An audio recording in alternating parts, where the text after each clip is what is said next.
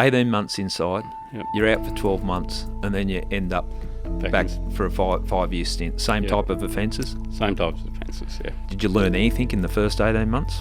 Probably not. Probably I needed the 5.5. Yeah. When you say living on the streets, how old were you?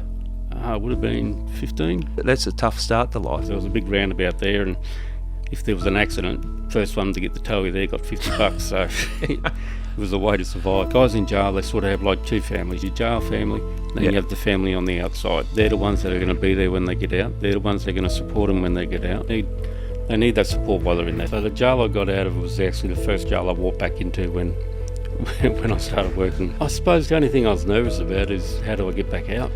That was probably my biggest issue. The I Catch Killers podcast was a fresh start for me, as I left policing behind and started a new life. Over the years, we've laughed together, cried, and shared some powerful moments. Welcome to I Catch Killers. Welcome to another episode of I Catch Killers. With the assistance and cooperation of Corrections Victoria, the I Catch Killers podcast is having a look into life behind prison from all sides. Last week, we spoke to Andrew Cracker, a high-profile AFL player who found himself in prison. This episode, we're speaking to Clint Walker, who has seen prison from both sides. He was a former member of the Australian Defence Force who did 2 stints in prison before he found himself back inside prison, but this time working as an Aboriginal wellbeing officer, working with inmates who he shared a cell with. Clint Walker has a fascinating story to tell, so let's get into it. Clint Walker, welcome to I Catch Killers. Thank you. Clint, I've had a lot of guests on I Catch Killers, and some have had interesting lives. You've certainly had a diverse life. Yeah. Well, I suppose when you're living it, it's not you don't really notice that. You don't notice it until you start talking to people about your life, and then you think, okay, that seems a bit strange. Yeah, well, it's been a bit of a journey, and I just introduction before you came into the studio was read out, but you've been in the army. You left the army after you sustained an injury in the army. You ended up making some mistakes and doing 2 stints inside prison, and now you're working in the prison. Wow, Yeah. that is diverse. Yeah, I suppose it's not a story you hear every day. It's not a story. It's a path that not many people would have taken. I'm going to ask up front, what's it like going back into a prison, or into a prison system, I should say, where you've been an inmate and now you're actually working with the inmates and you're in effect on the other side of the bars? Yeah, I mean, at first when I went in, I started thinking that it was going to be a bit strange and that. But it was nowhere near as bad as I thought it was going to be. Like, there was a few staff members that were a bit put off, and there was a few guys at the back that were a bit iffy. But I've been there nearly 20 months now, and I think I fit in well. Well, I suppose you've got that experience, that lived experience. So if you are talking to inmates, and we'll delve deeply into your role, but you've walked the path. So if you're speaking to someone or offering advice or just an ear to listen to, they know that you've been where they are. Yeah, and that's correct. And a lot of people don't understand with the guys that are inside, like especially at bar when they have 8 hours out in the day and the other 16 hours are locked down. Yeah. So 8 hours they walk around with their chest puffed up, and the next 16 hours they're in there thinking about all the things they've done and all the people they miss. So they do need a lot of support. Yeah. You made a comment there, and I picked that up when I speak to people who've spent time inside. You walk around with your chest up. You got a bridge up. You can't show weakness. You walk around, and there's threats everywhere from an inmate's point of view. It's hard to bring that. Doesn't work in society. Like if you go from that way, where you're walking around with your chest up, alert to everything, and then step out into society, you're likely to get yourself into trouble again. Very quickly. So the staff, the other corrective services staff that they're your colleagues, you're working with them. Yep. How were you received there? Like I said, when I first went in, there was probably 2 or 3 that went probably a little bit thrown back, that because they knew me when I was in green. So going from green to working alongside the blue sort of put them off a bit. But at the end of the day, how are we supposed to say to people in jail that, this doesn't define who you are? You can move on, and virtually that's what I've done. Yeah. I when I got out of jail, I worked for VACRO for about 4 years, going in and out of about 7 different prisons, so I got to meet a lot of staff. VACRO, what's that about? What's that? Yeah, so VACRO is a non-profit organisation. They get funding by different companies on the outside. They've been supporting people. They started supporting families back in the 1800s that were coming to jail, so they're supporting partners and kids and that sort of stuff. Yeah. And then over the years, they're supporting men. They run programs, visit programs. So they used to be able to get the families. So say you got $500 a year, you can use that to come down from Shepparton, grab public transport, you can use it for accommodation for the night. Right, helping the families on the outside. Helping the families come in and see the guys. And checking on families when they get out. They support guys when they get out. Yep. So the best they can. So we'll have a young bloke get out. They will do one of the back road programs. In fact, one of the workers will come in. They will pick the young bloke up. They will take him to a hotel room or whatever for 3 or 4 days. They'll set him up with a mobile phone, and then try and find permanent accommodation for him once he gets out. They'll organise furniture. There's a whole range of things they can do. All the little things that people don't really appreciate, the things that need to go into setting up someone when they are released. Yep. Yeah. And they're based here in Melbourne. I think one of the things I liked about it, they used to take their dogs to work, I think, every day. So yeah, you'd rock up in the office there and there'd be a couple of dogs running around. And that always livens the place up, puts a smile on people's faces. But that's the sort of people they are. They're just very relaxed, very loving people. Genuine people. Just trying to help. Yeah. Yeah, sounds worthwhile. What was your role there? Welfare officer for working, going in and talking to Aboriginal guys about getting work once they get out. Yeah. Or getting them thinking about getting work. So not everyone will say they're going to stay out of jail. Some guys will say, look, I'll be back in 6 months, or they have that mentality, or they don't have that support on the outside, so they do come back. So my thing was, in a perfect world, what are you going to do in 5 years? Okay, right. Give them a plan. What do you want to do? Like, what direction do you want to go? And that way, we might be able to start off lining this up now, and even if they come in next time, once they get out, we can continue along the path. So that was the mindset I took to it. Yeah.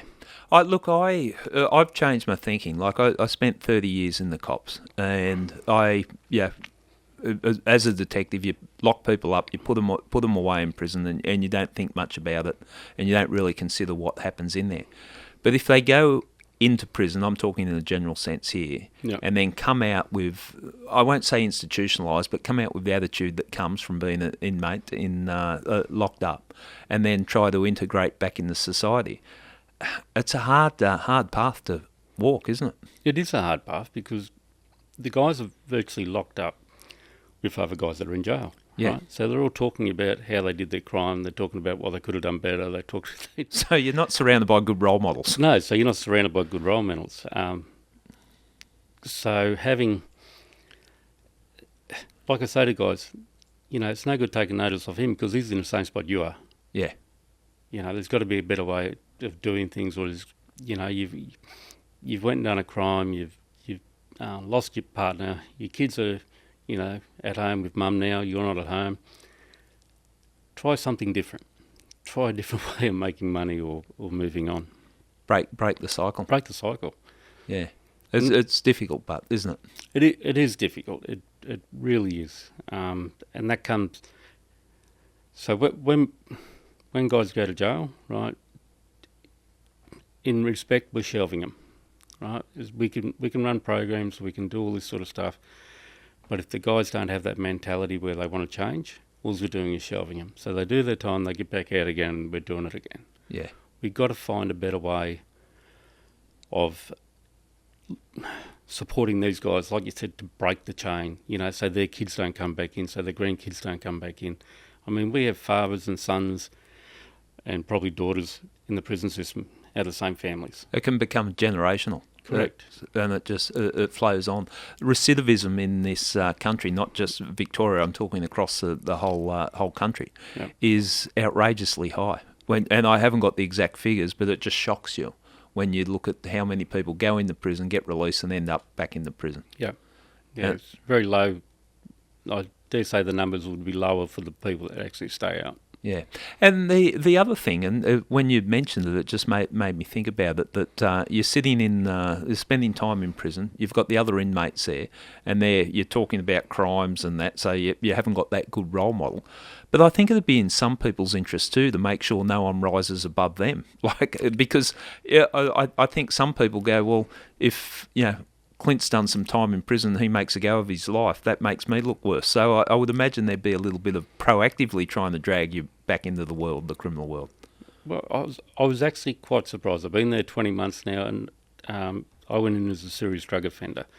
I've been there 20 months. Not one person has asked me to do anything for them. And that really shocked me. I thought that was going to be one of my hardest things to deal with. Yeah.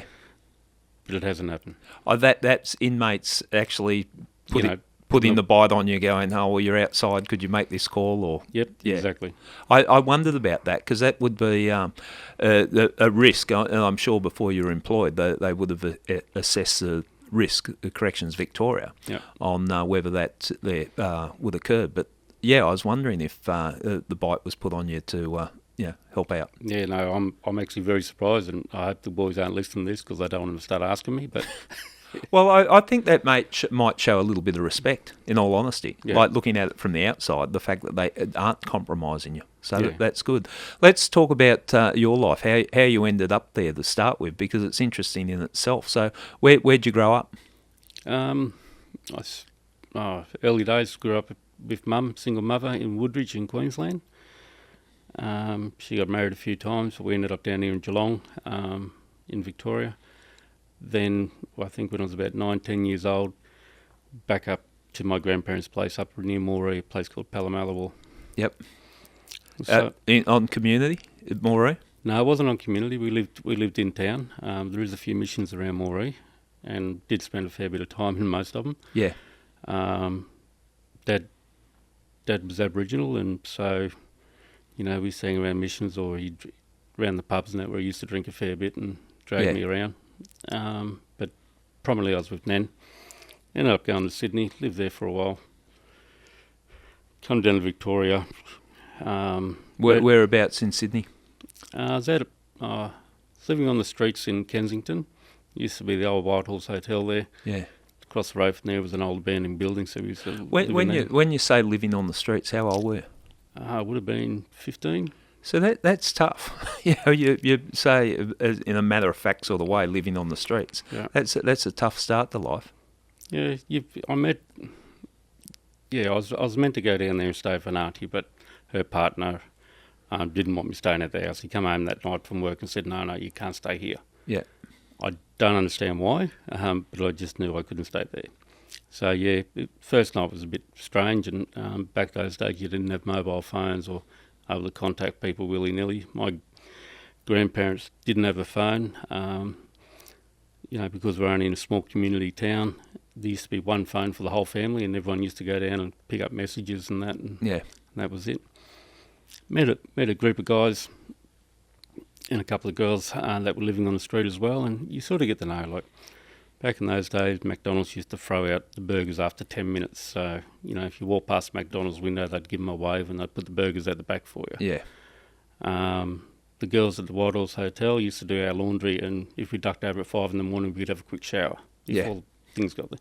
Okay, so all the street smarts that you need to survive. Correct, and you always had 20 cents in your pocket, because there was a big roundabout there, and if there was an accident, first one to get the towie there got $50, so...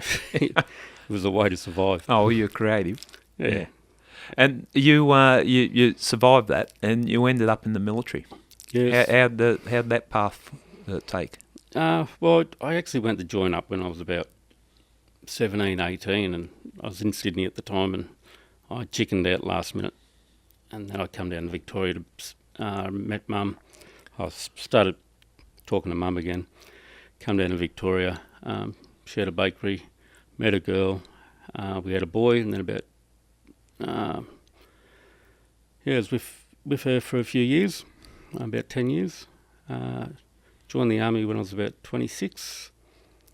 That wasn't too bad.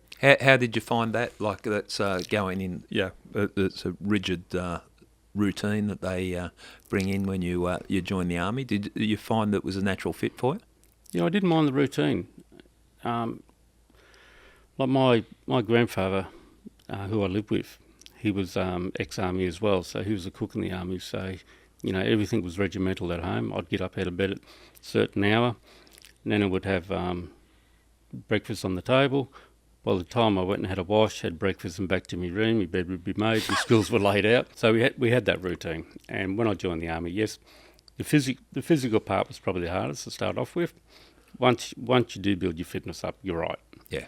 You know. What area did you go into in the army? I started off in infantry and then went across to assault pioneers. Right. Okay. And how long and how did the career in the army come to an end?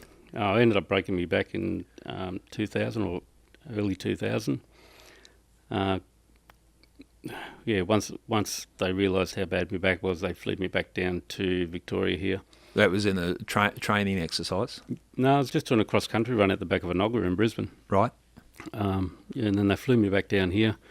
I had surgery and that done, and that didn't work. The first one slipped, and it was a big mental thing for me. It was probably the hardest thing for me. I struggled not being so fit. I struggled with the pain. I struggled with the depression, the anxiety, the way I thought people were perceiving me. Well, when you're in the army and infantry and the areas that you work in, you're judged by your physical capabilities, and that's the measurement of whether you're a good soldier a lot of the time. Yeah. To lose that must be confronting for you. Yeah. Well, like there was times I couldn't make it to the toilet. Yeah. There was times that I'd be walking down the street, my legs would just collapse because I pinched a nerve in my back and I lost control of my legs. It was I struggled with that. I ended up not wanting to be here anymore, and I separated from my wife at the time. And I said I'm going north and I probably won't be back. I went north, seen Nana, said me goodbyes, and then I went out the country. I think I was out country for about 9-10 days, and then Nana come driving past, and she just seemed to know I was there, and she said I was coming. She knew I was coming home, and so I think the first 3 or 4 days coming off all the pain medication, all the mental thing, I might have been seeing things. I might have been sweating and shaking and all this sort of thing, but I survived. Yeah, you came through it. Yeah. So how old are we talking? What age were you at this stage? At that stage I was about 32, 33. So you got one son? I've got 2 sons now. Two sons at that time? Yeah. And what direction did your life head at that stage? Yeah, so I stayed... I was up in Byron Bay and that for a while, up around Ballina and Lismore, and then I ended up back down here in Victoria. Started missing the kids and wanted to spend time with them. Yeah. There was an opportunity, I suppose, for me to get back with my partner at the time, but I didn't trust myself. I didn't know whether, my setting her up to fail again, because it was a big toll on her and Jack. Yeah. Jordan was only young at the time. Jordan was a baby, so I didn't want to put them back through that. So. Yeah. And so what direction did your life head in? Well, I stayed here in Geelong, and we built our relationship, and probably still to today, she's probably my best friend. We sort of still talk to each other pretty well every week. The kids get a bit frustrated a lot with that. They can't understand why we talk when we're not together, but... Well, let them wait till they're your age, they might understand. Yeah, so... but the kids moved out now. I've got one who's 30, he's in defence, and I've got another one who's just who's an electrician. So right, how did you find yourself getting into trouble with the law? Yeah, so that was I got family member was in financial trouble, and they sort of asked if I knew anyone that could set up a grow room in their area. And I spoke to a mate, and he said, yeah, no worries, but neither one of them wanted to deal without me in it, so I ended up in part of it as well. That was growing cannabis. Yeah, growing cannabis. So I ended up doing that, and then I was running up to Moree in Queensland and got pulled over on the side of the road, and they found it and put my hand up, and I did 18 months in jail up there. How did that feel for you? Like you've had some tough periods, like living on the streets, and then you've been in the army, then you're out of the army, then you find yourself in trouble with the law and doing time. How did you feel personally? Jail, I think if I hadn't been in the army, I probably would have done jail harder. Yeah. I think you build that routine, or that, because jail is about routine. You have your musters at a certain time, you got to line up at certain places, you have your meals at certain times. So you have that structure there. Yeah. Obviously, the hardest thing is being away from your partner and from kids and stuff like that. It's interesting you say that. The more people I speak to that have spent time in prison, and that the punishment is quite often being away from your family, taken away from society, basically. Yeah, and they're not just punishing you either. Like, they're punishing your family, or your family's indirectly getting punished as well. And does that then add to your shame and your disappointment in yourself? I would imagine you'd be for sure kicking yourself, going, "What have I done? How have I ended up here?" Yep, no, for sure. You want to be a role model to your kids, and you want your kids to grow up well. And lucky me, both kids are doing quite well. So. Yeah. So you did 18 months. Did 18 months in New South Wales. Yep. Then I come back down here, and then I think within 12 months we were in another grow room. I got caught with that, and then I ended up doing 5.5 years in Victoria. So I just want to get your mindset, because we talked about recidivism and people going back into prison. Mm. When you got out after 18 months, did you have a game plan? No, not really. I had no intention of going back to it, to be honest with you. Yeah. I didn't know what I was going to do, but that was furthest from my mind. Right. And did you find some employment, or did you find purpose in your life, or did you just I've struggled with employment for about 10 to 15 years after I got out of defence. I've had 8 operations on my back. Yeah. My hips and knees have been slowly deteriorating over the years. It's only been the last couple of years that I've had my knees done now, so they're all finished. So, and I found out the other day that where I've had the fusion in the back's all slipped again now too, so I've got to maybe get the top done as well. Jesus, I don't envy you. It's painful. Okay, 18 months inside, Yep. You're out for 12 months, and then you end up back for a 5-year stint. Same type of offences? Same types of offences, yeah. The question I might ask, did you learn anything in the first 18 months? Probably not. Probably I needed the 5.5. Yeah. Well, you've turned your life around now. Yep. What was the moment in that 5.5, when you're doing the 5.5 stint, that you decide you're going to change? Yeah, I suppose you build, when you're doing so much time, you're building relationships with people that are in there. Mm. You get to know more about them, you get to know more about their family, and the way they're brought up and what struggles they've had in life. And while I was in there, I actually talked my eldest son into becoming the AWO at Barwon. So he worked there before I did. Aboriginal Welfare Officer. Yeah. He did that. He did that for a little while before he joined Defence. Because I was passionate. They do need people to help them. So let's just wind that back a bit. So you're an inmate. Yeah. In there, and you're telling your son, hey, you should get a job here in the prison. So that, to me, tells me that you saw something that could be done positively in the prisons. If we can keep guys out longer, or have guys not coming back at all, I mean, that's the goal. It's a win. Yeah. So what type of help do you think? And you're in this unique position because you provide the help now, but you were an inmate. What is the type of help that you're talking about, or what direction? Well, we run a few programs in that in the prisons, where we have different facilitators and that come in. They'll run a strong men's program. They will run support programs. They'll run programs for guys who've been in domestic violence, or they'll run programs for men that have children. Okay, can we just sort of break those programs down, what that involves? So I would imagine you got to, is it one-on-one or you bring a group of prisoners in? Let's talk, say, domestic violence, because people can relate to that. So what do you do? Yeah, so we get, like the Darty program will come in. They will sit down with the guys in a round circle, like a men's group, and it'll virtually be tell your story. Okay. Right? And then the idea of that is, there's 8 to 10 guys in the circle.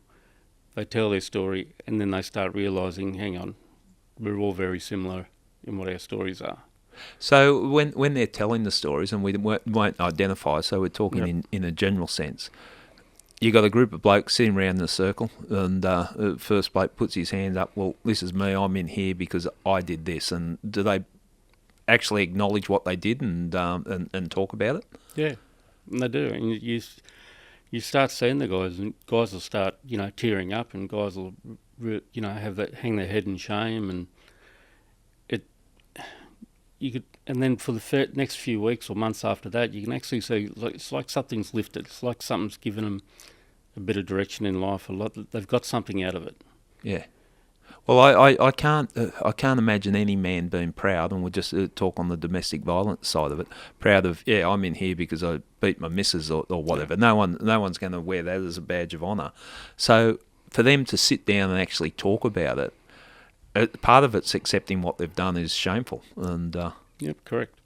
And then that helps them move on. Is that your observation? Yeah, like I say, their whole mindset sort of changes there and then. I mean, it would be good, and we probably are going to keep pushing these programs through more regularly. Yeah. Just to keep that fresh, so when the guys do get out, it is fresh in their mind. Because jails, guys in jail, they sort of have like 2 families. You have your jail family, and then you have the family on the outside. Makes sense. So my job is my biggest belief is to keep them thinking about their family on the outside. Yeah. They're the ones that are going to be there when they get out. They're the ones that are going to support them when they get out. They're the ones that they need to build that relationship again. A lot of people don't understand this, but with the impact it has on families, and this is my understanding of it, you've got a higher chance of recidivism, as in going back into prison, if you haven't got that strong family support on the outside. So if prisoners are inside, away from their families, if you can keep that connection going and have them being able to step into a stable family environment, that has to make a world of difference. I'm hoping so. Yeah, It does. I ran into a co-worker the other day who's related to one of the guys that are underneath, and he was telling me how well he's doing. He's touched base with his kids again. He's off the drugs. He's off the alcohol.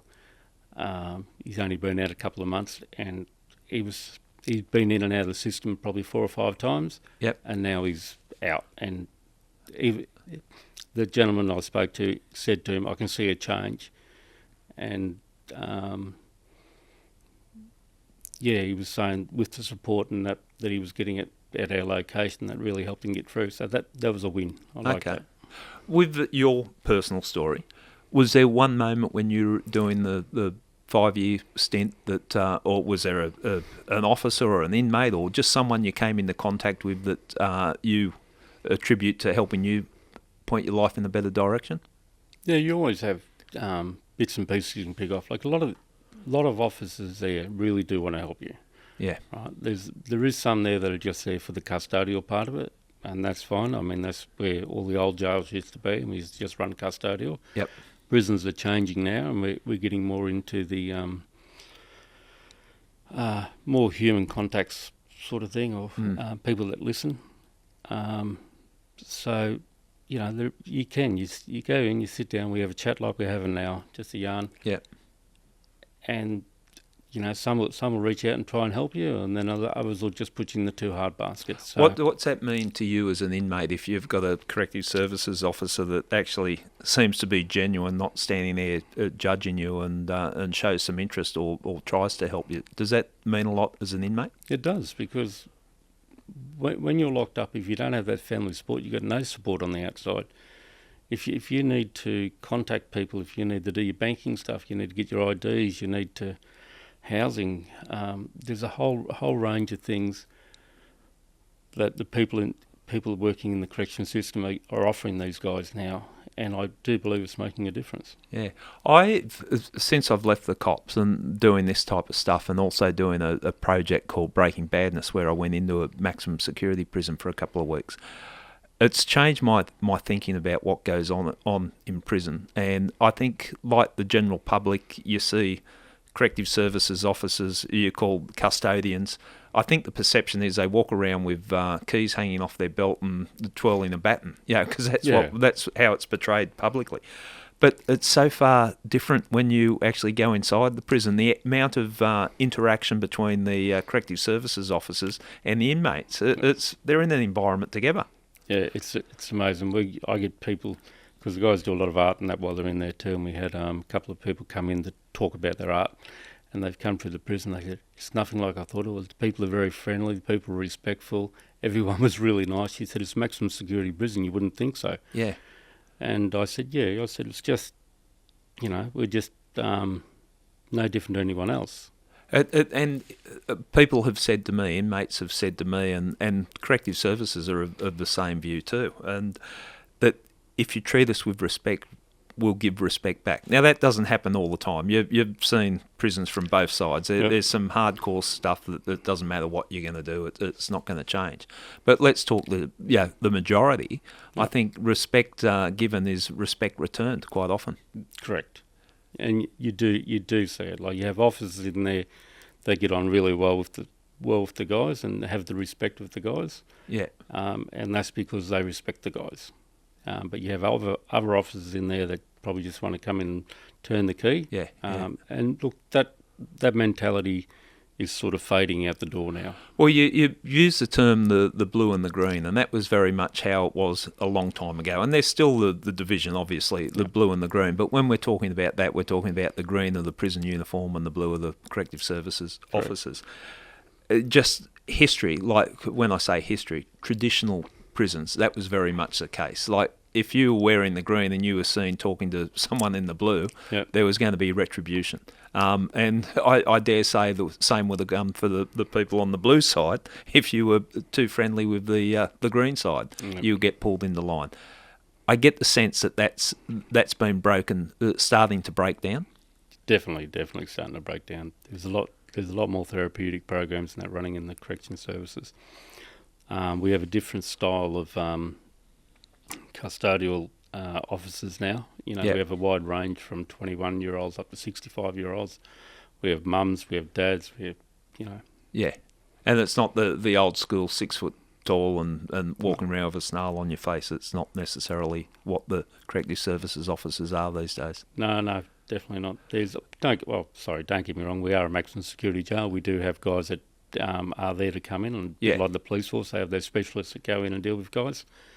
So we do have those guys if needed, but most of the people that work there are just... Yeah. I'm curious to ask this, because I ask this because I think a lot of listeners have this view. If you're in jail, you've done something bad, you need to be punished. And, you should be breaking rocks and eating bread and water. That's how you should do it in prison. When we talk about programs and all that, I'm not saying everyone, but I'd say there'd be a percentage of people that go, well, stuff that, why should they? What would your response be to that if we were sitting down at the pub having a chat about that and someone said that comment to you? What would you say back? I'd say everyone's got an end date. Do you want them to get out and start doing the same thing again? Yeah. Why don't we break the cycle now? Why don't we stop? Why don't we help this guy to help his family, and then his family will be on a better foot once they get older, be able to do the right thing or be able to keep out of trouble. Seems like a no-brainer when you put it that way, doesn't it? It is. When you were released from prison, did you have the second stint, the 5 year? Did you have a plan? What was tell us your story. How you they opened the gates, you walk out the door. What happened? Yeah. So come home. It was a bit. I suppose. I don't think I really had a plan, to be honest. I wanted to get back into work. I ended up working at a motorbike shop. accessory fitting Harley Davidsons and modifying those sort of things. And that sort of worked out okay, and I enjoyed that. But I was also, at the time, working for Vacro straight away once I got out as well, so that was more casual. Yeah. So I just did it when needed. And what type of work were you doing there when you say casual? What? So I was going back into about 7 or 8 different locations, talking about talking to Aboriginal men. When you say locations, prisons? Prisons, yeah. So talking to Aboriginal men about, work when they get out, or what programs they want to do, or what direction do they want to take their life to try and help support them in that direction. Is there something unique about our First Nations people when, like the high rate of incarceration, it's shameful, like the amount of Aboriginal people that are in prison. Is there something unique to the type of direction you give Aboriginal people? As an Aboriginal person, I personally found it very hard being locked in a cell, Right? not having that ground underneath. If we go to the map, there's no grass, there's no earth. You're in a concrete your yard, everything's concrete, and a lot of prisons in New South Wales are all concrete as well. So you do struggle. You don't feel connected. You feel lost. And that you're talking here your connection to your land. Yeah, correct. And so the experience in itself is confronting, correct, disorientating. Yeah, it is. You sort of don't get your bearings. Yeah. Like when I go back up home, the first thing I do is kick my shoes off and go stand on the river, and it's just like every worry I had just, flows washes out your away. body. Yeah. I found it hard doing that, and I believe a lot of the other guys are struggling in the same thing, and that's why we try and run these programs, and we try and keep them connected to their family. Yeah. And the families buying into it? The families on the outside, are they buying into the type of programs that you're running? Yeah, they get good support from them. I'm actually trying to... there's a couple of family members out there now, I'm sort of saying to them, we need more support in here, so, think about what you could do and think about that. And they're thinking about it, like they're interested. Yeah. Did you ever, this is where I find it amazing, did you ever, when you were sitting there as an inmate, and you must have had your angry times, you can't go in there and be happy or zen all the time, you must have had your angry times and just hate the world. Did you ever, at those low points when you're in prison, consider that you'd be working for the prison system? No, probably not. Never. I've got a CRN. I don't think anyone's ever done it before. Yeah.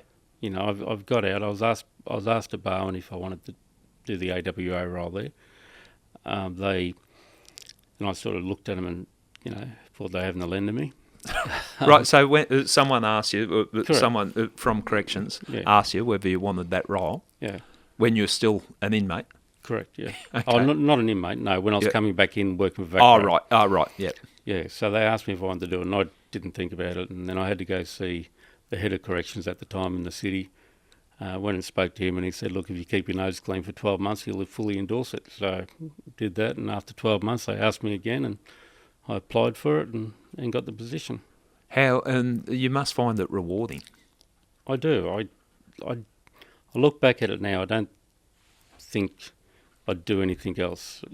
I've had opportunities since being in the position to do other stuff, but I'm very content, and I do believe they need help. Right. Yeah, the men need help. Okay. Can we break? I want to revisit the programs, because I think I also get a sense, and this is not a magic insight into prison. If you're sitting around idle and unmotivated, day to day, you're going to fall into that trap that you don't care. You're not looking after yourself. What are the sort of programs that you've got that keep people active, not just mentally but physically as well, so that they take some pride in themselves, give their day a purpose, I suppose? Correct. Talk through some of the programs. Well, we do our men's group every couple of weeks. So we'll sit down around a fire, have a debrief, how we've been. Then we find out, whether people have had family that are passed or whether family are crook, and the guys get around them and they sort of keep an eye on them. Some guys come in and we still have remand people at Barwon, so they'll be sentenced. And Yeah. you know, we had one young bloke who got 20 odd years, and he's only in his early 20s. Right. You know, so as a group of men, and we encourage them to support each other, to bring each other through. Because if they're strong and they stick together, I believe their jail time will be a lot easier. They won't have other influences. So getting a sense of that group, it is basically a group of men sitting around Sitting around a talking, fire. and your role is starting the conversation. And No, so I encourage the men to run the program themselves, right? So they come out, you know, we'll have the eldest one there, he will get up and do an acknowledgement of country. Yep. And then he'll start off and I'll pass the message, stick around. I'll sit in the thing, but I'll give my story like they give their story. That'll go around. Then, you know, we get an idea of what each one's doing. And that's where we know where someone's headspace is. What doing, like what's going on in their head? Like What's going on in their head. You know, whether it's their kid's birthday, whether it's Christmas coming up, Easter, anniversaries. You know, if they've got bad news, like, we're there to support each other.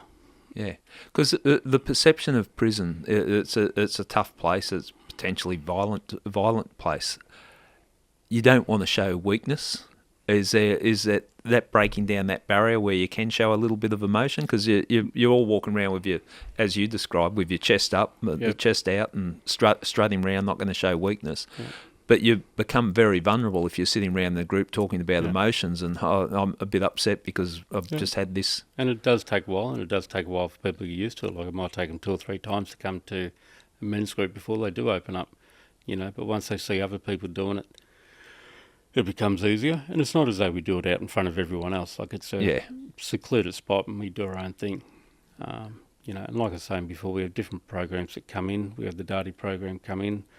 We have the Beyond Survival program come in. The guys do their artwork. What's Beyond Survival? Beyond Survival, Kevin will come in, he'll chat to the guys about what they've done and what direction they're going. Yeah, and that just makes them think about a possible future. Yep. So, looking at your time, and I like jumping between the two because we're looking at you from this outside the prison, but working in the prison and as an inmate. Was there one turning point in that 5 years? Was it like a watershed moment where you're gone, this life is not for me? Is there one thing that made the difference? Like, you've turned your life around. Yep. Not everyone gets to do that. What was the thing that made you turn your life around, or got you to turn your life around? Family, I suppose. Like, you know, when I watched my youngest go from 12 to 17 behind bars. I watched my eldest go through uni when I was behind bars. So much I missed out on. It was, family was the big thing for me. And that was a realisation of yourself, that you're thinking, well, I don't want to be this type of person where I miss all these milestones. Correct. Yeah, you miss all those key moments, and it's a tough one. You want to stay connected to your kids, but you really don't want them to come into the location either, because you feel ashamed, or you don't want them to learn about the locations. Yeah. So I would imagine it would be a very lonely time if your kid's got a milestone and you're locked away. Yeah, and then you can't share it with them. Yeah, and then you're always wondering, you know, what do the kids think? You know, how have they told their friends? Have their friends accepted it? Are they ashamed of you? Are they ashamed of you? Yeah. You know, there's a lot of things that go on in the back of your head and you worry about. You know, and that, you know, and depending on what age you are, I suppose you have your parents out there too that you worry about how they're going to see you and respond to you once you come out. There's a whole lot that you're dealing with going on in your head, and the programs that you talk about where you got people actually talking, I can see why they're beneficial, because just processing all that, if you're sitting there in your own head dealing with that, it must be hard. Yeah, it is, and you do a lot of head miles. Yeah, you can do, and the more we can communicate, you know, the less frustration, less violence. Yeah. So, you know, you're there to support each other and move on through that. And did your family see the change in you? I hope so. I mean, boys don't normally talk about that sort of stuff. You're going to have to. If my son growing up, I don't think we had a conversation between 12 and 17. He just grunt at me. Yeah, correct. That's pretty well about it too. That seems to be the thing. We've talked a lot about the Aboriginal inmates in the system.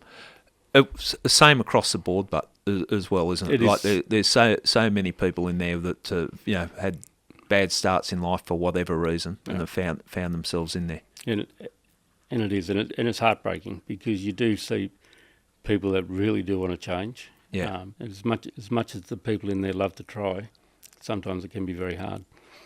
But yeah, like you said, it's across the board. And then you also have the mental health. Yeah. These new drugs and that are out on the street, all the chemicals and that, I reckon they're frying half the brains because... When they come in there. Yeah, because you see them 10 years ago and they're not too bad, and now they're coming back now and they're a little bit slower and their temper's a lot shorter, they get aggressive quicker and... They lose that ability to communicate, so they react to whatever's presented. But have you changed your view on what the purpose of prison is? Well, no, I know the purpose of prison is to keep someone away from the public. In the 10 years, I suppose, that I've had something to do with prison, whether it's on green or working alongside blue, it's changed a fair bit. It's not perfect yet. I mean, it's still got a while to go. But with the right people, we can do it. Okay. Do you see, I'm sure, like the prison population, as much as it gets talked about, is relatively small, and the population. I would imagine when you're working with the blue side, you'd be coming across people that you were on the green side with. Correct. Tell us the story about that. Has someone looked at you and gone, "Hey, Clint, what the hell are you doing?" Yes, I've had a few people do a double look. And tell us through those examples, because it would give them a shock. Yeah, well, they say, "What are you doing?" And you sort of tell them, and they go, "Really?" And they go, "How'd you get a job doing here?" And you say to them, "Well, they asked." But the beauty of it is, like, some of them now, I'm actually saying to, and some of them are actually thinking about it, coming back in doing the role I'm doing. Yeah. At different locations. So, if there's a couple of guys there that could actually do it. So as long as I don't stuff it up, I think we might be able to get a few more people in the roles. Yeah, you've put a bit of pressure on yourself there, but you're quite right if you show that, hey, it does work. Because I think people would be shocked that how could someone that's been an inmate be employed by corrective services? Yeah. But it just shows that it is possible. Tell me about the first time, just if you can remember the first time, you've gone from inmate and you're walking in there to work in prison. Yeah, well, talk us through that day, that time. Yeah, so the jail I got out of was actually the first jail I walked back into when I started working for back row. And I've walked in and in my civvies and that, and the people behind the desk there are sort of looking at me going, "Oh yeah, what do you want?" And right. I said, "I'm here to catch up with the AWR and go in and see them." And they go, "What do you mean, going in?" I said, "Yeah."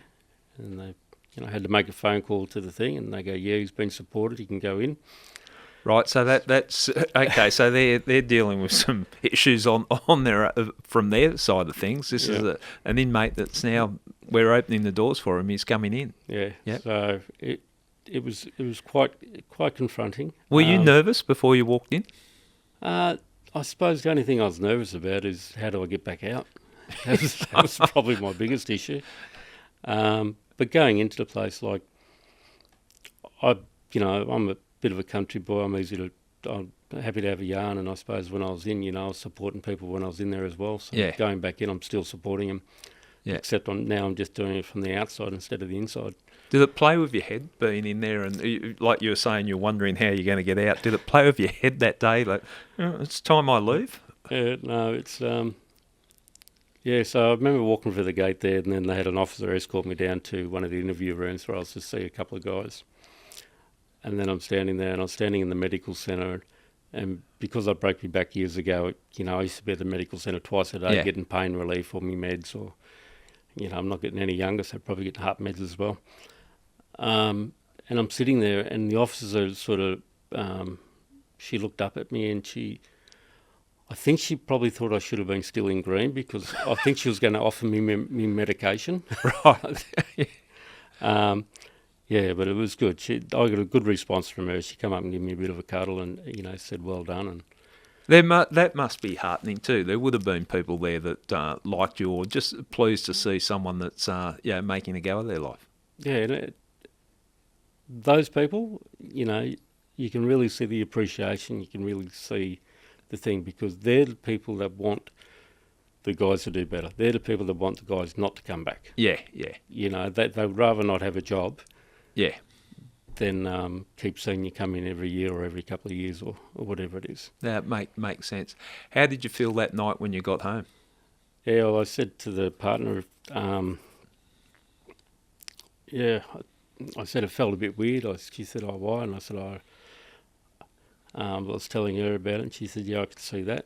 And then sitting there with the inmates, and I think I've seen 3 guys that day, and one of them I was in jail with at that stage, and he's sort of having a double look as well, and he's looking for the officers because no one's sort of standing around us. We're just in a room having a yarn.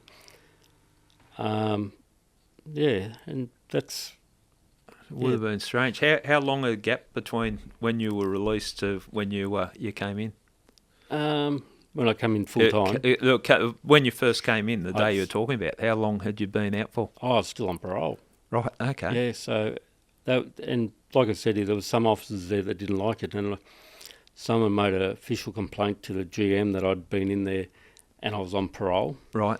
And I think this was April, and they contacted VACRA and they said, look, we can't have him come into the location while he's on parole. So I virtually had 3-week holiday, and then I was back there anyway. Back in your... So it didn't make any difference. Yeah. Oh, well, good on you, because it would have been it would have been confronting. Like I said, how did you feel? It would have been confronting on so many different levels, but you did it and you survived. There's been a couple of guys that have tried it, and they just can't do it. They can't get their head about going back into the location. I could imagine, like it would have bad memories for the majority of people that have been there. So, yeah, coming back into that environment. Yeah, you've got to have the right heart, that's for sure. Yeah, but that has to provide inspiration for people. Like when you're in prison and you look at Clint, well, he managed to turn his life around. Yeah, but you work it out. So we go to prison, they tell you to come back out, get a job and lead a normal life. So they tell you to go get a job. So if they want you to get a job, then they've got to also be realistic. Are they willing to employ you? Yeah. How can they say, oh, no, we don't want to give you a job, but you go find one somewhere else? So they're more or less saying they're not supporting you. Have you got programs in prison, or are you aware of programs where they're preparing people for employment? Yep, there's some. Talk us through the what goes on there. So they run their TAFE course and that through jail, through the prison systems. There's a few prison systems there where they do the civil construction courses. They do forklift tickets. The jails are set up now. We have bakeries at one location. I think they're starting up a meat works or something at another one. So they're going to be running all these trades. Jails are going to become self-proficient. Yeah. The guys are doing welding courses. There's a guy that got out of one location who's now working on the tunnels welding. There's a couple of guys that have got out that are rigging. And these are only the ones I know of. And I don't know everyone. I normally keep it to myself, so I don't know a lot of people. But the support we have in there is a lot better. Yeah. It has to benefit people to set inmates up for a career other than crime out once they've been released. So I was speaking to a criminal psychologist, Tim Watson-Munro. He's fairly well known. He's done a lot of work down in Victoria in some high-profile cases. But he was talking about the cost of looking after an inmate or keeping an inmate over the 12-month period, and you could pretty well assign a psychologist to each inmate for the cost to help them navigate their way through life. One of the Scandinavian countries that do imprisonment a lot different to what we do, incarceration a lot different from what we do over here. They look after the families, make sure the prisoners' families are supported while the prisoners are in there. The rationale being that if a prisoner is released or an inmate's released and has a family that's stable and got a stable environment to go back to, it's less likely that person will come back into prison. Now, it's thinking outside the square a bit, but if it's broken and not working, it's worth a try. Correct. And this is, like you said, I think I've seen similar show. Yeah. First one, I remember watching it and there was snow everywhere, and I thought, I wouldn't run from there either, but it's very cold. But yeah, it's definitely completely different to what it is here. And the mindset of the prisoners and everything like it is so casual. It's like they're just going through their day-to-day lives. They're wearing normal clothes. They're living in these, to me, it just looked like a flat or a unit or something. They're living with an open kitchen. And living in like a community environment. Well, the prison I went to up in New South Wales, Macquarie Correctional Centre, maximum security, and it's... they're all living in a dorm, like 25 inmates in a dorm, and they've got freedoms that they wouldn't have in other prisons. There's a no violence policy, which is keeps a lid on it. But where you've got 25 maximum security prisoners all living in a dorm, if they have issues, it's not settled the old jail way. They sit down and they discuss it, they debate it, and they work their way through. That has to set them up better for when they come out into society than dealing with it the way that sometimes jail conflicts are dealt with. Yeah, well, you don't want to send them outside and they can't get a park and they slap someone around. So. Well, I've heard people say that they've come out of prison and they're used to bridging up. So if someone insults them, and it might be just bumping someone accidentally, they'll arc up straight away and want to go the bloke because that's how they were taught in prison. So if you can take that away, that has to. But for these, what we're talking about, the type of things that we're talking about, only work if the corrective services officers buy into it too, like correct. The attitude. Would you agree with that? Yes, correct. What part do they play in this this type of approach? Well, they're the ones that are there to support them as well. We have the similar officers in the same units all the time. They get to know the guys. They start seeing, if one guy's walking around with his head down and whatever, they can sort of keep an eye on him. They can call up people to come over and have a chat to him. We have minimal psych help in the locations, but we do have a little bit. That's where the officers take a bigger responsibility of looking after the guys. Yeah. So what do you think the makeup of a good corrective services officer is? And you've been in the very unusual position of working with them and also being an inmate and being looked after by them. What's the type of characteristics you think make up a good corrective services officer? I believe anyone that wants to help, anyone that can listen, is probably the big one. You're going to have days that you're going to struggle because you're going to be, frustrated or sad or in that respect. But if we can get mums in there, if we can get, the system is built up with tradesmen, there's builders, electricians, there's plumbers, who thing. But I personally, I believe a lot of the female staff communicate better with the guys. Yeah. Because especially the ones with mums, they have that mum tone. They can yell at the guys and tell them to pull their head in, and the guys don't take offence to it. Yeah, I understand exactly what they you're saying. They just go, oh yeah, rightio, miss, and then sort of walk off. Yeah. You don't have a guy, towering over and saying, pull your head in, mate, because then they're going to start pushing back straight away. It makes a lot of sense, and I saw it in policing, the difference, the can relieve tension having the female input into it, and the way you described it, like a prisoner is not going to arc up because a female corrective services officer has told them to do something, whereas they might with a bloke because they'd have to, I've got to show that I'm a tough guy. Correct. And it's just that stupid escalation of conflict and violence that happens. And then if that communication skill breaks down between two males, then all of a sudden they're staring at each other and you're thinking, okay, what's going to happen here? Yeah, I know. We're a stupid species. Yeah.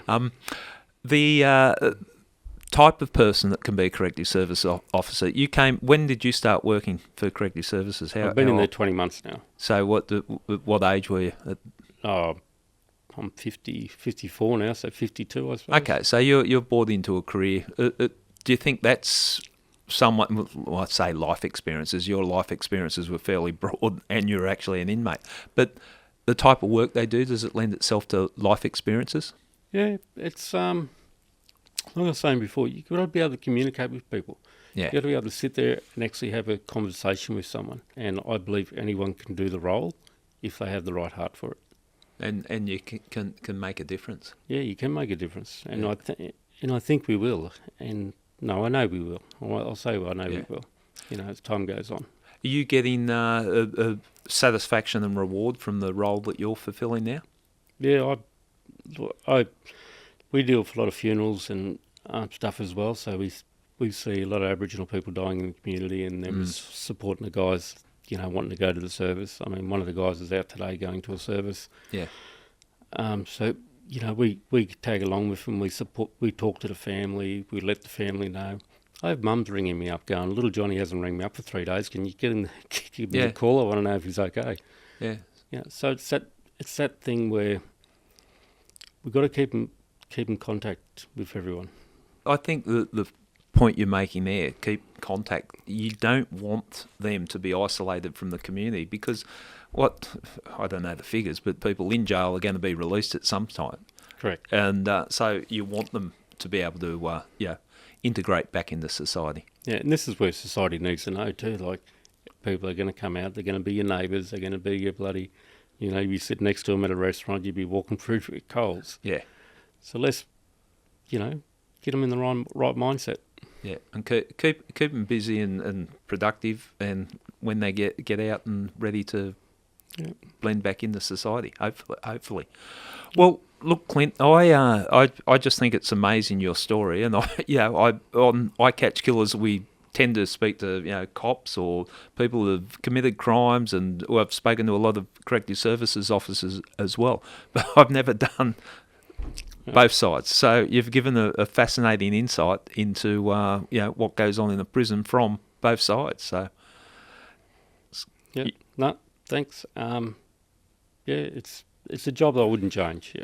Yeah, and you're going to stick with it? I'm going to stick with it. I've got no plans of going anywhere. You look better in blue than you do in green? I don't actually wear blue. I wear civvies all the time. Right. So I actually had I had a little name badge that had officer on it. I actually had officer removed, so now I'm just the Aboriginal Wellbeing. Right, okay. I understand. Yeah, that might be waving it in their face a little bit. Yeah, not that I wear the badge either, but it's good to know that they made the badge up without the officer bit. And good on them for taking the punt with you, giving you a go, because that's putting your money where your mouth is. We want people to leave prison. Well, they've employed someone. And that's hands up to Barwon management. I mean, I guarantee you they would have had a lot of people going, what's he doing here, what's he doing here? I could imagine the talk that would have been going on. Yeah. It would have pissed off a lot of people, but full credit to them that they've taken the chance. Yeah. And it has to be beneficial. Yeah, it's good. Like I said, 20 months now, and I can see a big difference. I get called up all the time. I get asked to go see someone. Instead, if we don't need to gas someone to come out of the cell, we can just go have a yarn to them and get them to walk out by themselves. Makes a lot of sense. It helps. Okay, good stuff. Thanks for coming on I Catch Killers. Oh, thank you. Cheers. Hope you enjoyed the chat with Clint Walker. Now we're going to speak to a prison officer who was a nurse for 27 years, Kylie Davey. She also has an interesting story to tell. Let's get into it.